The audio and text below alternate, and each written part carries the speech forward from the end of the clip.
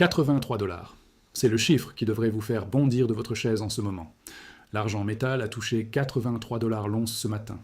Nous avons ouvert la semaine au-dessus de 96. En 48 heures, le marché a perdu plus de 13%. Pendant que le détroit d'Ormuz brûle et que le Moyen-Orient bascule dans ce qui pourrait devenir le plus grand conflit militaire depuis la Seconde Guerre mondiale, l'Iran a fermé le détroit d'Ormuz. Ebrahim Jabari, conseiller principal du commandant en chef des gardiens de la Révolution, a déclaré que tout navire qui tenterait de passer serait incendié. 20% du pétrole mondial transite par ce détroit. Et une puissance en guerre contre les États-Unis vient de le fermer. Et l'argent s'effondre, l'or recule. Les métaux précieux sont liquidés pendant que le monde se tient au bord d'une crise énergétique historique. Est-ce que cela a le moindre sens? Non. Et c'est précisément là que tout devient intéressant. Les données complètes sur cette crise, inventaire, position institutionnelle, chronologie, sont documentées dans la recherche financière. Lien dans la description. Ici, je vais vous montrer l'essentiel. Ce que nous observons n'est pas une découverte de prix rationnel. C'est une manipulation d'une ampleur qui devrait faire questionner chaque investisseur sur l'intégrité des marchés papiers. Restez avec moi. Je vais vous montrer exactement ce qui se passe, pourquoi cette chute n'est pas ce qu'elle semble être, et pourquoi ce crack est potentiellement la configuration la plus haussière depuis le début de ce mouvement. Commençons par les chiffres. L'argent a ouvert la semaine au-dessus de 96 $. Gap haussier dimanche soir quand les traders ont intégré l'escalade du conflit. L'or a dépassé les 5 400 $. La prime de guerre était en plein effet. Et puis, tout s'est inversé. L'argent est passé de 96 à un plus bas sous 83.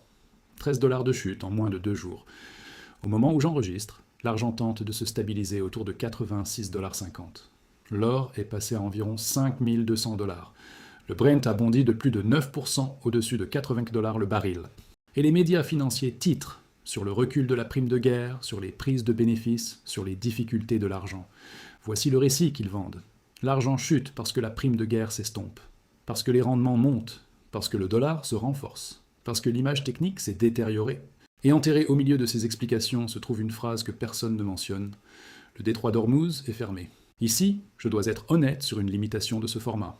Ce que je vous ai montré est vérifiable, vous pouvez vérifier chaque chiffre. Mais il y a des données qui changent chaque jour. Le nombre exact de navires bloqués, plus de 150 au dernier comptage. Les mouvements des assureurs maritimes qui ont annulé la couverture guerre effective au 5 mars. Les positions institutionnelles qui se déplacent.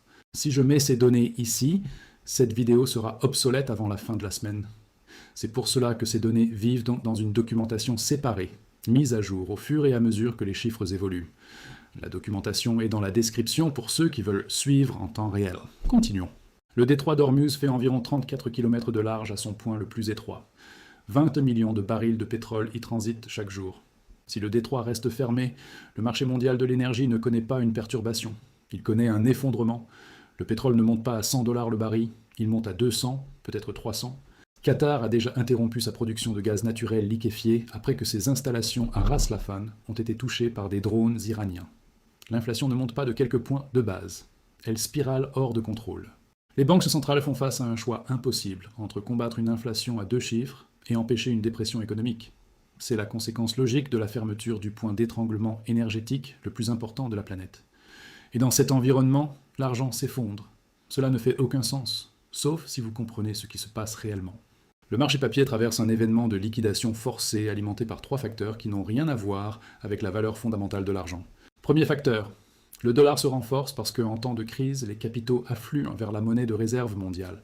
C'est un réflexe, pas une pensée rationnelle.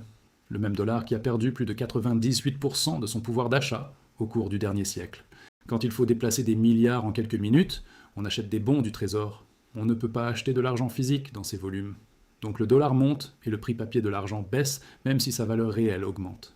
Deuxième facteur, les rendements obligataires augmentent parce que les prix de l'énergie augmentent, parce que le détroit d'Ormuz est fermé. Le marché anticipe désormais une première baisse des taux en septembre au lieu de juillet. Les traders vendent l'argent pour chasser le rendement. Ils vendent le métal qui a préservé le pouvoir d'achat pendant 5000 ans pour gagner 4% sur un bon du trésor, dévalué à 8% par an. Ce n'est pas intelligent. C'est algorithmique. Les données actualisées sur ces mouvements sont dans la description. Continuons. Troisième facteur, et le plus important. Les banques de métaux précieux utilisent ce moment de confusion maximale pour liquider les positions faibles. Quand le marché est disloqué, quand la volatilité est extrême, les banques vendent des contrats papier par milliers. Elle pousse le prix à travers les niveaux techniques. Elle déclenche les stops. Elle crée de la panique. Et quand la panique est à son comble, quand les mains faibles ont capitulé, elle couvre leur position courte et se recharge pour la prochaine jambe haussière. C'est le jeu depuis des décennies. Parlons maintenant de ce que l'action des prix nous révèle réellement. Parce qu'il y a un signal dans ce bruit, si vous savez où chercher. L'argent a ouvert la semaine au-dessus de 96 $. Des acheteurs étaient prêts à payer ce prix dimanche soir. Ils se positionnèrent pour la conséquence évidente d'une guerre majeure au Moyen-Orient. Et puis la vente a commencé. Et la question est simple. Qui vendait ? Qui vendait de l'argent pendant une guerre ? Qui vendait le métal monétaire au moment exact où le détroit d'Ormuz était fermé ? Qui acceptait d'échanger du vrai métal contre du papier monnaie en rapide dévaluation pendant ce qui pourrait devenir l'événement géopolitique le plus significatif depuis des décennies ? La réponse n'est pas les investisseurs long terme. La réponse n'est pas les acheteurs industriels. La réponse n'est pas les banques centrales ou les fonds souverains. La réponse, c'est les traders à effet de levier pris à contre-pied. Ce sont les algorithmes qui réagissent mécaniquement à la force du dollar. Ce sont les banques de métaux précieux qui exploitent leur avantage pendant que la liquidité est mince et la confusion élevée. Du papier qui vend du papier, des contrats qui changent de main entre ordinateurs. Et dans le processus, ils tirent le prix de l'argent réel, physique, celui qui existe dans les coffres et dans vos mains, à des niveaux qui n'ont aucune connexion avec la réalité physique. C'est la divergence dont il faut prendre conscience. Le prix spot dit 86 $. Mais essayez d'acheter de l'argent physique à 86 $. Appelez votre négociant. Vérifiez les primes. Vous ne trouverez pas d'argent à ce prix. Vous trouverez de l'argent à 95, à 100, à 105, si vous en trouvez. Le prix papier est une fiction. Une fiction utile quand le système fonctionne normalement. Mais quand le système est sous tension, quand il y a une déconnexion entre l'offre papier et l'offre physique, la fiction s'effondre. Et nous regardons cet effondrement en temps réel. Adressons maintenant l'image technique. Les analystes pointent les niveaux cassés.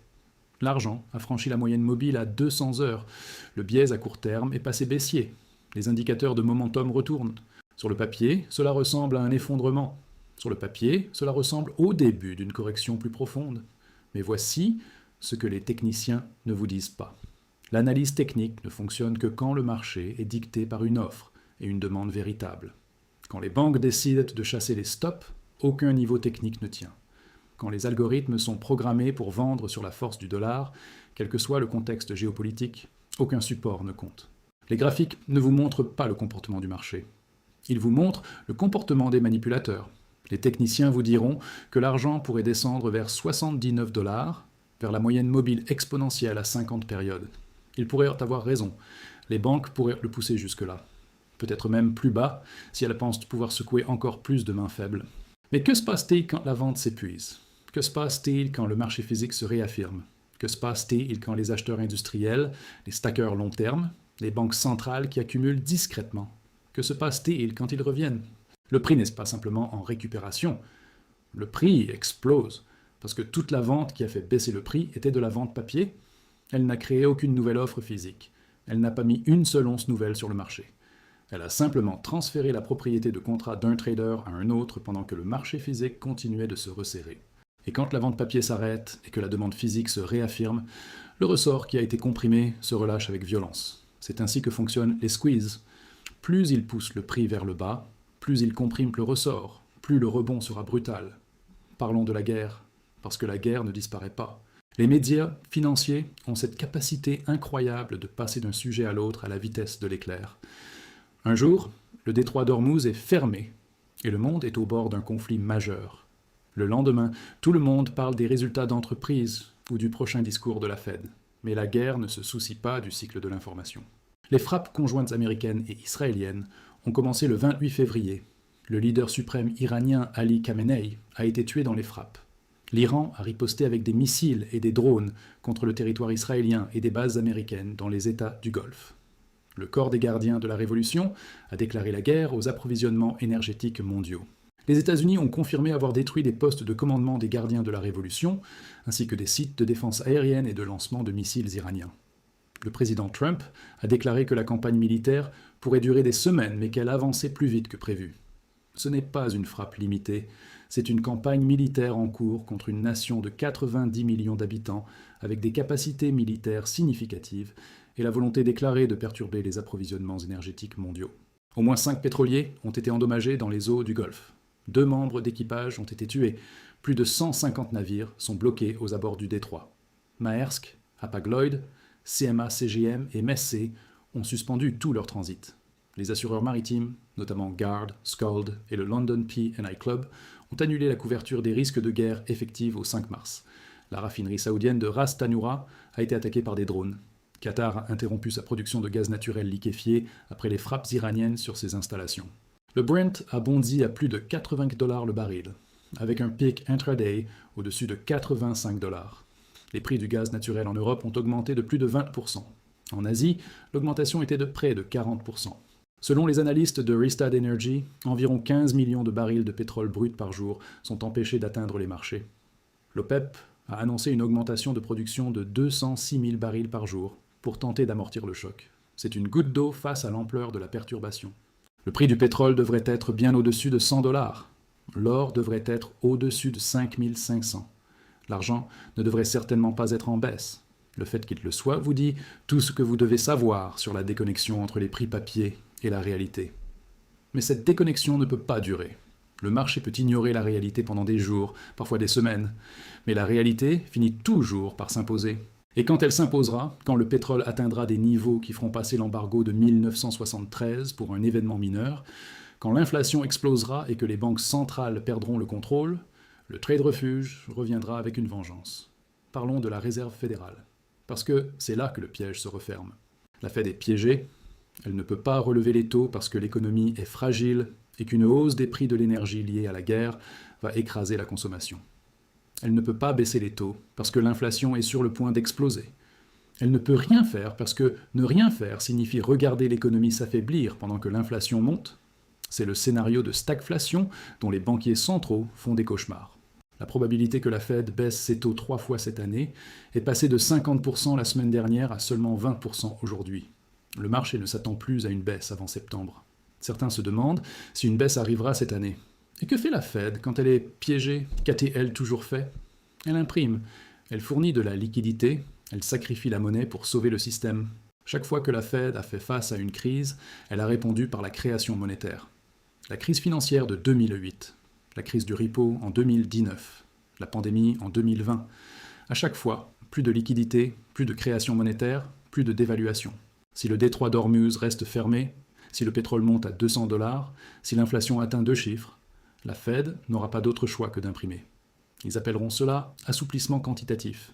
Ils appelleront cela provision de liquidité d'urgence. Mais l'effet sera le même.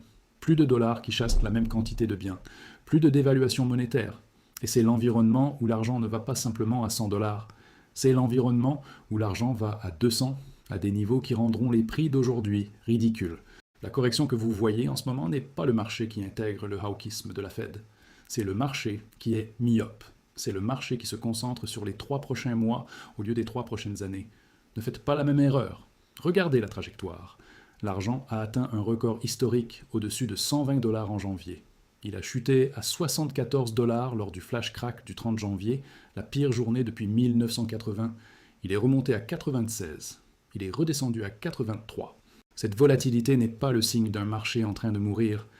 C'est le signe d'un marché en transformation. C'est ce qui se passe quand le système papier se fissure et que le marché physique prend le dessus. Les analystes de JP Morgan prévoient l'or à 6 300 $ d'ici la fin de 2026. Le ratio or-argent est actuellement autour de 57, proche de son plus bas en 15 ans. Si l'or atteint ce niveau et que le ratio continue de se comprimer, faites le calcul. Le détroit d'Ormuz est fermé et l'argent est en baisse de 13%. Cette phrase ne devrait avoir aucun sens pour quiconque comprend les marchés. Mais elle a du sens quand vous comprenez la manipulation, quand vous comprenez le désespoir des vendeurs à découvert, quand vous comprenez que le système se fissure et que les forces en place font tout leur possible pour maintenir l'illusion. L'illusion s'effondre. La manipulation atteint ses limites. Le marché physique submerge le marché papier.